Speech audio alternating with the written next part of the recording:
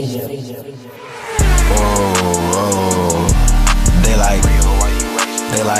up, y'all? This really got back with another video. Yes, son. Today we got THB, man.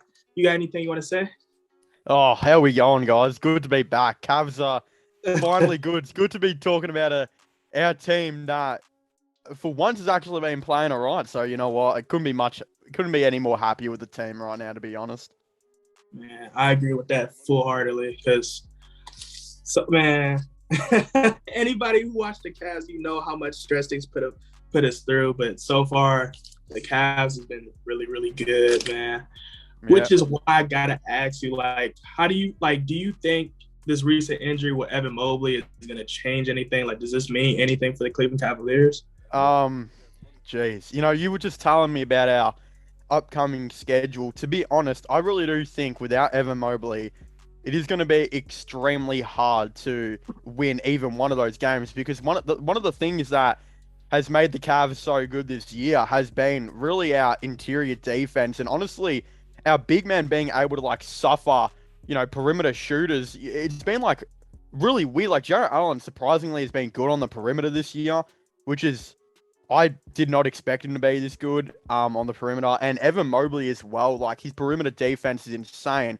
It's been one of our big things. They being able to, defend the interior, but not only being able to do that, but suffer, 3-point shooters and just really kind of get rid of, I don't really know what the word is, kind of take away what they're good at. Like, there's been so many 3-point shooters that we've played against that have been really struggling against players like Evan Mobley, because when they go to shoot, Evan Mobley's hand is right in their face and they can't see anything. So losing him is going to be, defensively, I reckon we're going to struggle quite a bit. But as long as we get Jarrett Allen back from his sickness, we should hopefully be somewhat all right and maybe pick up a win or two. But yeah, without Evan Mobley, it's going to be tricky, really, really difficult in my opinion. Yeah, and I agree with you 100%, because even the game we lost Monday against Boston, it was a really close game, but the defense was beautiful. Like, it was something great to see. Like, every game we've won so far has been because our defense has been crazy. And like you said, Evan Mobley length, he literally cut off spacing fast. Yeah. And Jarrett Allen too. Like, they have so much length, and they work so well together, which I think a lot of people been kind of shocked. Like, I had a feeling it would work, but I didn't think it would work this fast, right? Oh, yeah. You'd think it would work after a year or two of meshing together, but somehow they came in and it was nah. Straight away, they just looked like one of the best, I think, kind of power forward / center duos in the whole entire league, and you would not have said that at the start of the season. Defensively, would you say they're top 3? Do you reckon defensively top 3 in the league? Honestly, yeah. Yeah. Honestly, at least top 5, especially currently. I would say top 3, top 5 at least, because everybody for the most part has been holding it on defensively. And no, that's part of JB scheme. We knew he was a defensive-minded coach, but with the length we got, especially if we fully healthy, we are a really dangerous defensive team. Yeah, I completely agree. You mentioned JB. How good has JB been for the Cavs this year? I've really liked what he's done with us. I do too. The only thing I'm still skeptical about, and I feel like a lot of Cavs fans are skeptical about, is his offense at times. I feel like that can be better. Now, that might be because of the talent we have, which is understandable too. But defensively, I think he picks the best rotation possible, especially weirdly enough when Collin has been playing. I think when he pits Isaac Okoro at the shooting guard, I think he really excels defensively too. But offensively is what kind of scares me, because I think the best example of that is when we played Washington Friday, I believe, Friday, where Garland did not have to take a 3. Could he have hit that 3? Absolutely, but I think they should have told Garland to take a 2, play it safe, because worst case scenario, you get fouled, and now we are up 3 if you make the take. And I think that the time we beat Boston, I think you can kind of tell he was a lot more smarter with that. Yeah. I would like to see. I like JB. I just like down the stretch. I want to see what he does offensively if he improves there. Yeah. So my thing with JB was last year I thought he was really bad offensively, but this year you can tell there's something different. Like he's definitely changed and improved as a coach so much. I think there's a couple of things he can improve. You know what the sliding doors tactic is? Have you seen when Golden State used to run that for Steph Curry, where they used to get like a center and a power forward to come in and screen for a shooter? I would really like to see him implement that. I think Darius Garland could really, really run something like that. And then if that fails, could you imagine like Evan Mobley and Jarrett Allen like either going in for the pick and roll or going to their opposite side, setting a screen for someone, and two other players coming in? The rotation, like it would just be absolutely insane. I think that's one play he really needs to implement. But the thing with the offense is now not everyone's just not standing like they were last year. Usually, like people were just standing in a corner, and someone like Sexton would be isolating. And I think that was an issue I had with Sexton last year too, and JB. I think it was both to blame with them. But now it's completely different. Like Sexton barely got to isolate this year, hence why his scoring went down heaps. And then also they really ran the ball through Ricky Rubio, played Garland a little bit more off ball, which I was skeptical off to start with, but it seems to be all right. And yeah, the ball movement just seems way more precise, and everyone's kind of moving around. People aren't just standing in a corner the whole time. I think there's a lot to take out with JB. I think he's actually done a really, really good job with the Cavaliers this year. I agree with that too. Now that Golden State scheme, that would be interesting too. I want to address that first because I can kind of, especially since they gave Garland the green light to shoot threes, I can see them do that. The only problem I have with that is Golden State also had Klay Thompson. Yeah. So worst case scenario, they like a lot of teams had to gamble. So when, let's say hypothetically, Jarrett Allen and Evan Mobley is the one running that dual screen, they knew if they tried to go under it or on top of it, Klay Thompson, if they wanted to kick it out to Klay Thompson, or if Steph Curry wanted to do that extra pass, it was over. Now, I think Cleveland would have to find another player. Another guy, yeah. Or develop another guy to, be able to hit those shots. Now, we got players that could potentially be like that, like Dylan Windler. Yep. And, Laurie Markkinen, depending on where they pit him and if he can stay healthy. But I actually would be intrigued by that. Now, with when you said the offense with, a lot more players is moving, I agree with that too. A lot more players are moving, but I still question what they do perimeter on a long-term basis. Because the only reason I question is because right now they've been saved by the fact that a lot of other team star players also hasn't been efficient from three as well. Because if you look at the top 15 best shooters right now, it's names you would never think. Like Lonzo is like, I just looked with second or number one at on guard for most efficient 3-point percentage, right? And you got Damian Lillard who's shooting 27%.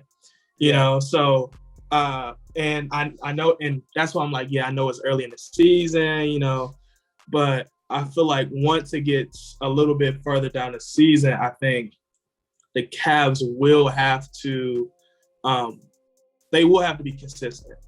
I do like the passing because I didn't think that was going to work with Rubio playing, him and Garland on the floor at the same time. But like you said, it's definitely worked, So. Oh yeah.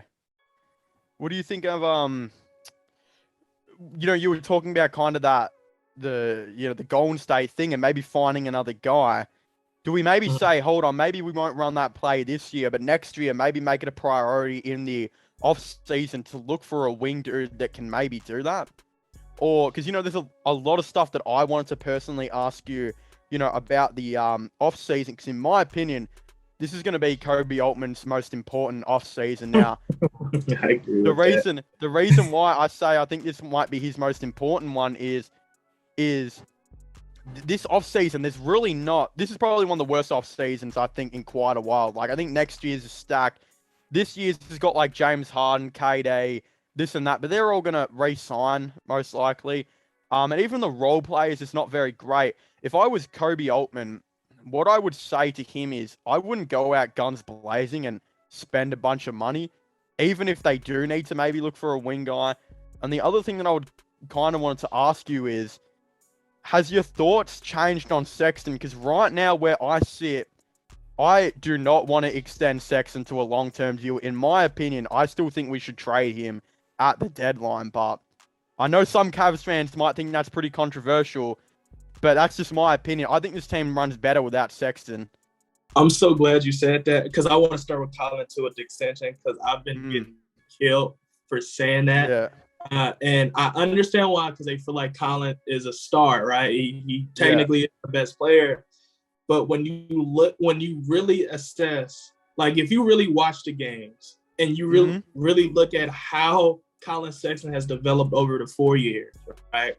Then you take in the fact that we just witnessed Michael Porter Jr. get $207, right? And I know Collin Sexton in his right mind feels like he has been more consistent than Michael Porter Jr. He's better than Michael Jr. He's been more consistent than Michael Porter Jr.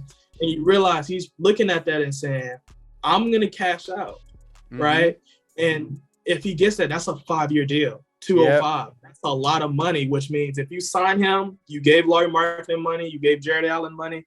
That means this is the core you think is going to win you a playoff or get you in the playoff, yet that core hasn't got you in the playoff yet. Yeah. So to make that type of investment now does not make sense, which is where I agree with you.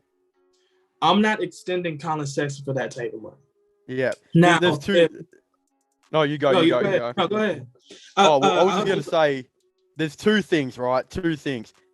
Collin Sexton, I don't think he deserves that money. You know, is the main thing.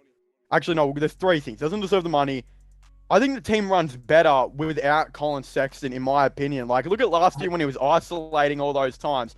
Didn't work. He might have been scoring 25 points per game, but it didn't work. This year, they took the ball away from Collin Sexton, stopped him from isolating. The team was winning a ton more games. And the third thing is, this is the best time to trade Collin Sexton, because there is currently a team interested in him right now, which is the most perfect situation the Cleveland Cavaliers will probably ever get. And that's Oklahoma City Thunder, who have reported to be interested in him. They have 45 different picks. That's the main thing. And plus, OKC would love him because they ran a death ball system a couple years ago where they had Schroeder, Chris Paul, and SGA all in the same lineup. Apparently, they're looking to do that again with Giddey, SGA, and Sexton. So, hey, imagine all those picks we could get out of Sexton while also saving a bunch of money. That I would have to see. That does intrigue me because I do love picks, and they do got 1,001 of them. But it would depend on how recent those picks are and which team picks we got, because they got a variety of different team picks. Basically, they got the whole league's pick low key, and I would be intrigued by it, but it depends who picks we get. Also, I agree with you again with Collin, because I've told people too, like, if you really pay attention, our best performances overall on a consistent basis has been when Collin Sexton wasn't in the rotation. Collin Sexton is a great scorer. He's a good player. But Darius Garland and even Isaac Okoro had his best game when they put Isaac Okoro at the shooting guard and Collin at the one. And they essentially just, the ball was just moving. Like when, because it was when we played Chicago, right? I think they had just got, it was, the first game, it was before I think they got Vucevic, right? Yeah. And we beat Chicago, a team a lot of people didn't think we was going to beat. And Zach LaVine, he had 20 points, but he was like 8 for 22. Oh, was that when Okoro went on to LaVine and was Sexton? Did he even play? Who's Sexton? Yeah, he didn't play that game. No, he didn't play that game. Yeah. They put Isaac Okoro at the shooting guard. That's why I'm like, for me, like, and I know a lot of people say, that might not be sustainable, but it's like you're in a situation where Collin Sexton, like, it would be a different story if Collin Sexton developed a better passing game, right? Because because even last year, I've always questioned Collin Sexton's IQ, not because he's a bad player, but it's just at times he makes offense harder for himself and the team. And it's I'm not paying that type of player $200 million. I'm sorry. I'm just not. Yeah. What about when Okoro, he locked up Bradley, Bradley Beal the other day too? That's just the thing. And the thing is too, Sexton, I feel like Sexton should know he doesn't fit in this system. And if I was Sexton, I would almost be encouraging the Cavs to, do a trade to Oklahoma, because I don't think there's a team in the league where he fits more in than Oklahoma right now, because he would traditionally be able to guard the point guard on their team, but not have to run the point guard. He can do the exact same role that Schroeder did when he was on there, where he can just isolate a lot, but he doesn't need to be the playmaker. They have Josh Giddey to be able to do that, And SGA's guarded the three before. He guarded the three in his first season with Oklahoma when they ran SGA, Chris Paul, and Schroeder together. He's proven he can do it. Giddey's 6'8". He can definitely guard the two. He did it in Australia. He's done it a little bit in the NBA now. There is no reason why Sexton on Oklahoma, I think, would be bad at this point. I think it'd also be a really, really fun team to watch, and the Cavs could benefit from it heaps. We could get up. Look, because they've got so many first-round picks, every team's going to be they're going to be asking, let's just say if Ben Simmons was supposed to get traded to the Cavs, right? Philly might only want 3 picks from the Cavs. But if it was OKC, they'd be asking for 5 because they know they have more picks. So maybe the Cavs could take an opportunity and, get 3+ first-round picks from OKC and a role player, something else. I don't even know. But there is a lot to take out, I think, from the OKC situation. Yeah. I might even make a video on it. That too. Yeah. But no, I might even because I thought about another team too, just off the top of my head when you said that. I might even try to talk with Indiana and see if I could trade Collin Sexton for Malcolm Brogdon and see if they entertain that, because I feel like Malcolm Brogdon would work perfectly at the 2. And just have Darius Garland just be the primary decision maker, which I think a lot of Cavs fans will be fine with, because right now I think Garland has proven that not only can he be a facilitator, but he'd be an efficient shooter, which this is what we thought Collin Sexton was going to be by now. And Garland already proven to do it. The only thing that's negative of I'm not Collin Sexton. Darius Garland is held. And honestly, now with Collin Sexton getting hurt, it's you got to question how much better is Collin than Garland, because it's because the year after now you're gonna have to pay Darius Garland too. So the thing is though, see where I stop you there is Collin Sexton is not better than Darius Garland. He's just not. He's nowhere near what Darius Garland is. Garland is averaging the same points that Sexton was as the primary, ball handler this year, while averaging an extra 5 assists per game. And he's had the ball less than what Sexton has, and he's a way better shooter. There is a clear differential. I think Garland will get the max. I have no problem with Garland getting the max at all eventually, but I do have a problem with Sexton getting the max. Just because he only does one thing out there on the court. Well, he scores, but he's good at hustling. I guess, he seems to be a good locker room dude, but you don't want to pay a dude $30 to $40 million just because he can be a good scorer, Yeah, I agree with you. Yeah, but the thing is with Brogdon too is if you were to get Brogdon, does Rubio, Garland, and Brogdon work together? Could you see them playing on the court at the same time? I don't know about the same time, because then you would have a situation of height, which I think if we do go for Brogdon, we're always going to be in that situation. But I think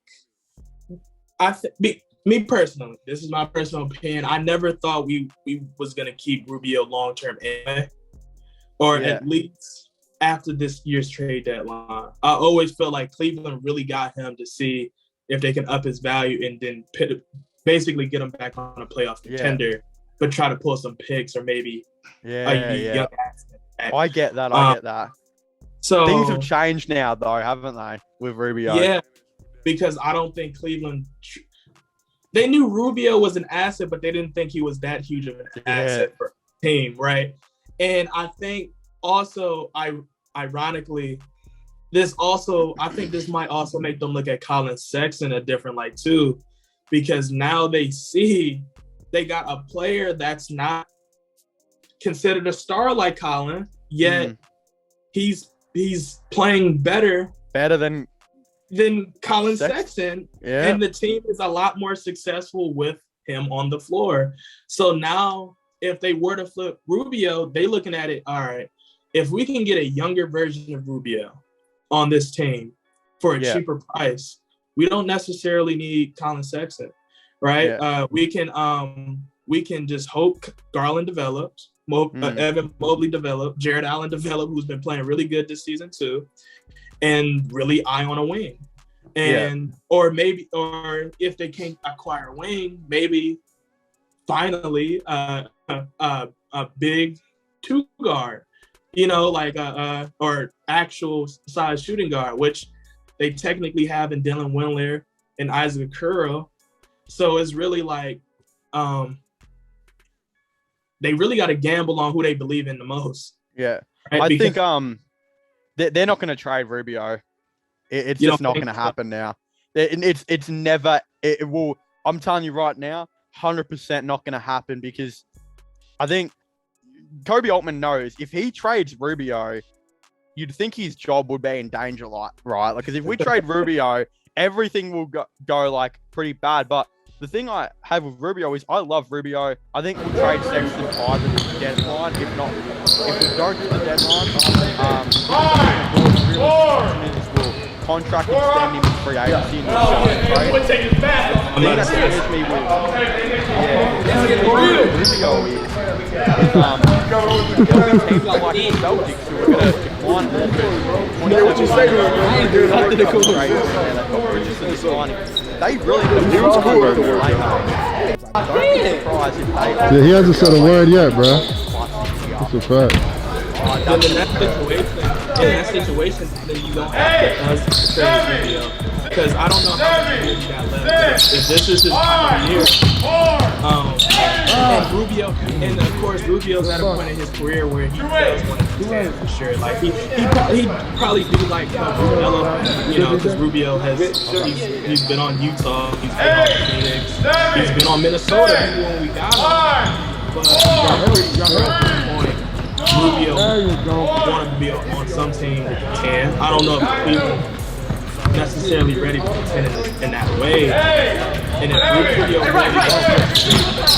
and he is a unrestricted free agent. With Atarios, yeah, I might have broke your heart. I'll never say I'm sorry though. People grow apart, but you forgot just where you started though. Baby, what you mean? I left the scene in a new worry though. Basic girls play basic games. I don't fuck with Atarios. All of the bitches I have have been basic. Only smoke one too fast, I'ma face it. Only the good with your hoes done lace it. I broke her heart, baby, come on, let's face it. I don't want time, baby, come on, get naked. In the hotel room, woke up in the okay, supercalifragilisticexpialidocious. My bank account got zeros, and you know my wrist is frozen. God gave me this talent, so you know that I am chosen. If I wake up next morning, nigga, then I know I'm potent. Took so many drugs to the face, feel like I'm floating. Live today and learn, cause you could die at any moment. Sorry, baby girl, I didn't know your heart was broken. When you dated me, I swear to God, my heart was frozen. Stop with all the talking, baby, keep your legs open.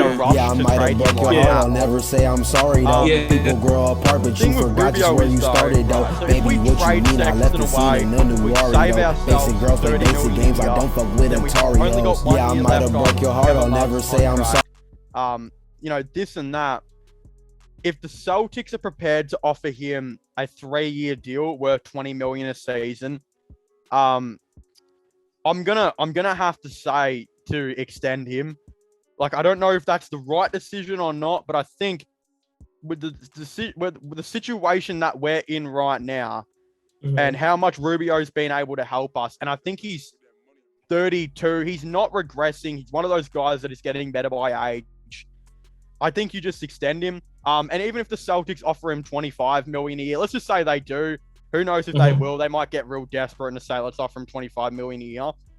I still expect Rubio to stay with the Cavs and take $5 million cheaper, because I think he sees that, in my opinion right now, I think the Cavaliers are ahead of the Celtics right now. Like, they've got Tatum and Brown, but their team's been in, it's had issues for the past couple of years.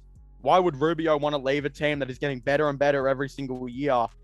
Could be very close to attracting a star for a team that's had issues, has a lot of locker room issues on the Celtics.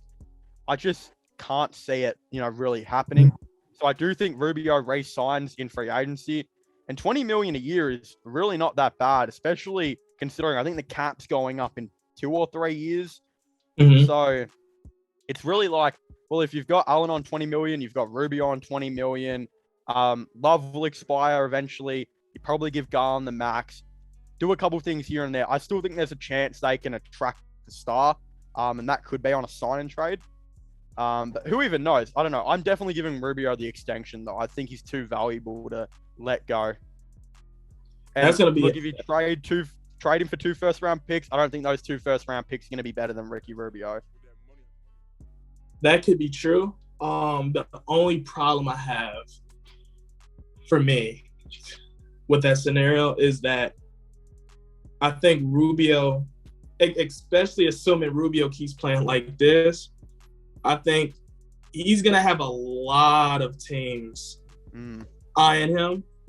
And if they can't get him via trade at the price he at now, which would be affordable for a lot of contending teams, they will be willing to sacrifice the money to get Rubio, especially if the free agent market is not looking that attractive, which we've kind of seen these past 2 years. When if the free agent market is not looking right, a lot of teams is willing to sacrifice their cap in order to get a player like a Ricky Rubio.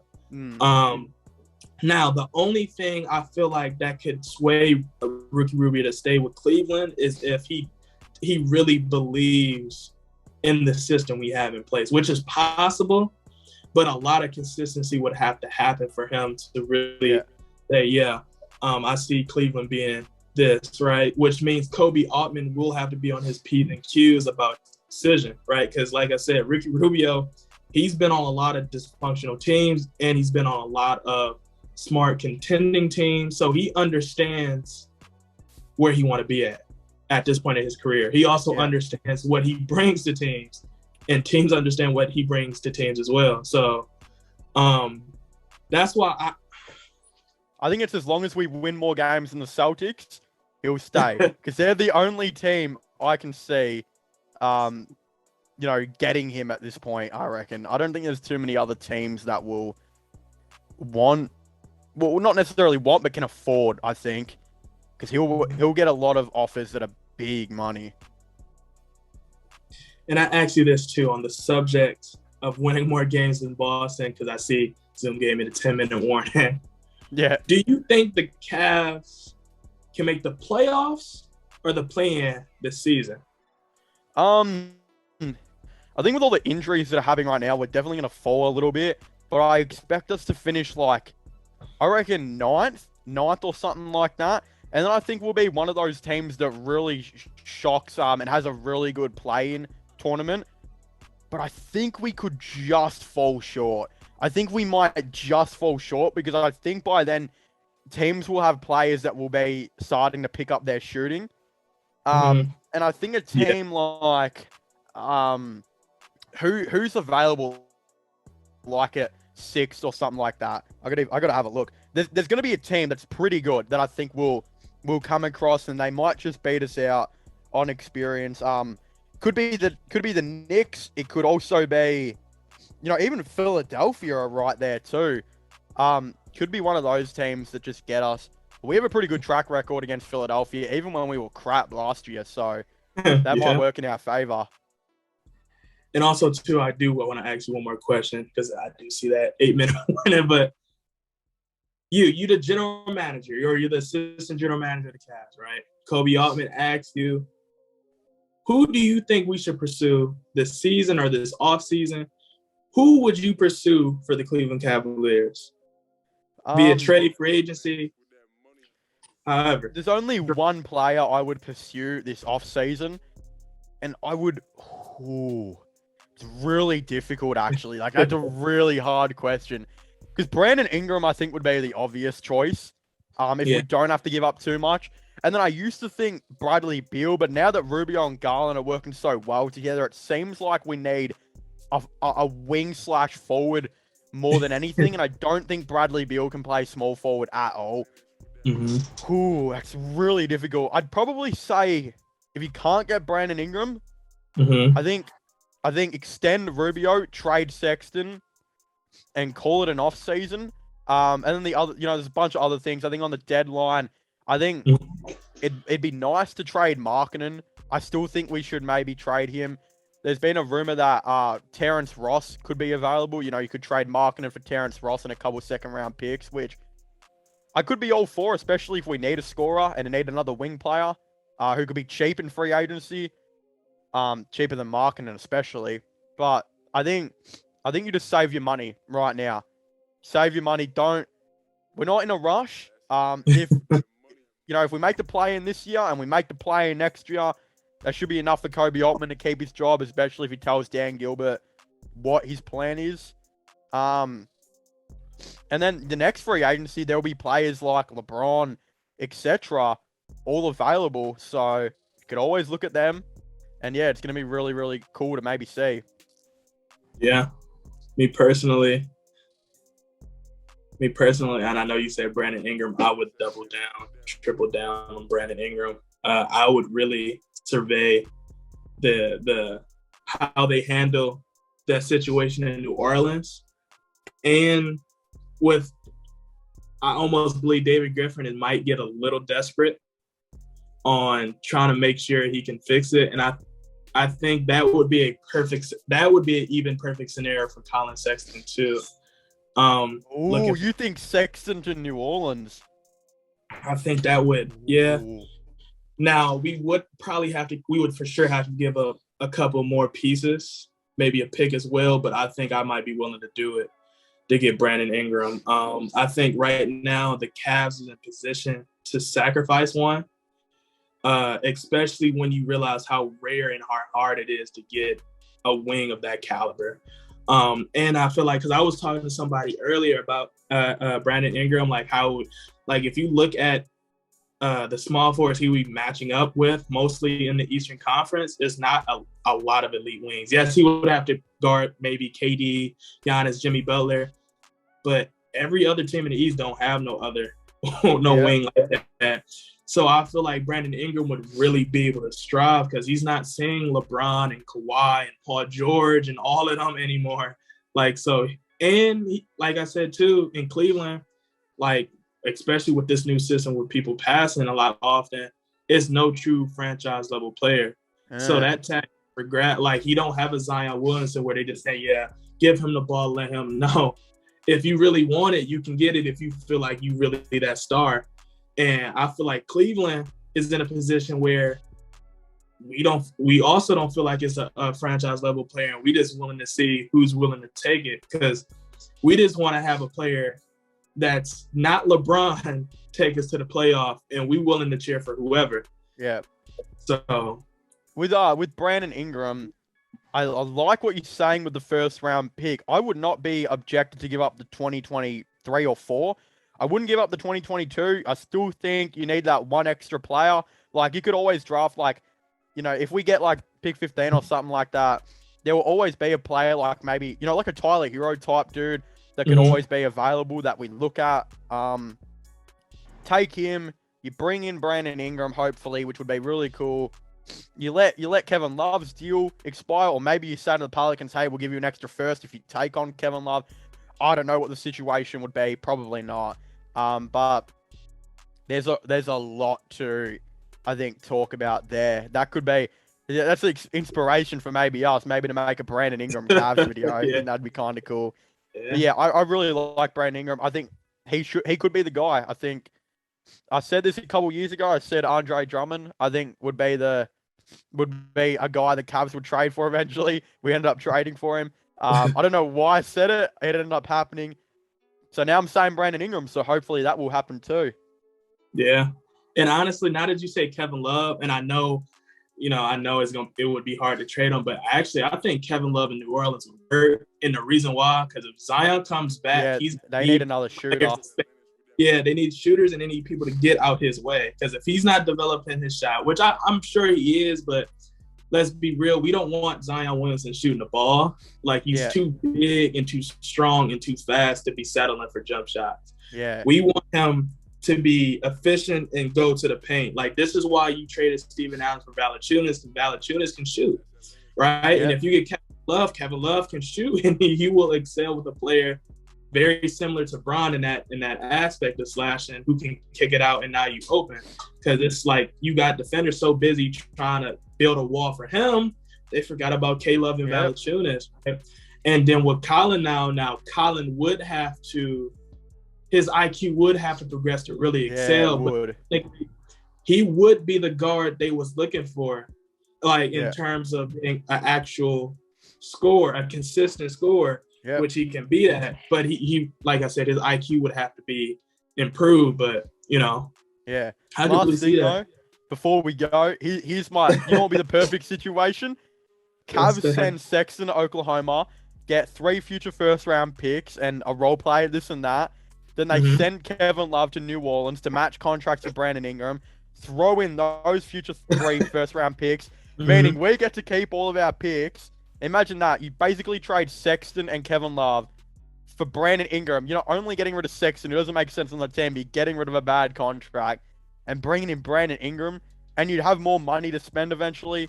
I don't think you can go wrong with that. That's, I think, my final take. I think if that happens, I would hug you immediately as a general manager. Give Koby Altman a $1 billion extension for that. Yeah, he's never getting fired if he did get that done.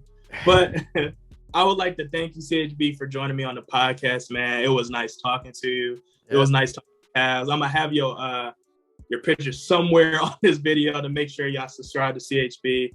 And we got to do this again, man. We got to. Yeah. It was really good fun. Yeah, thank you so much. It was good fun to be here. Hopefully, what we said in the video potentially comes true. I hope so.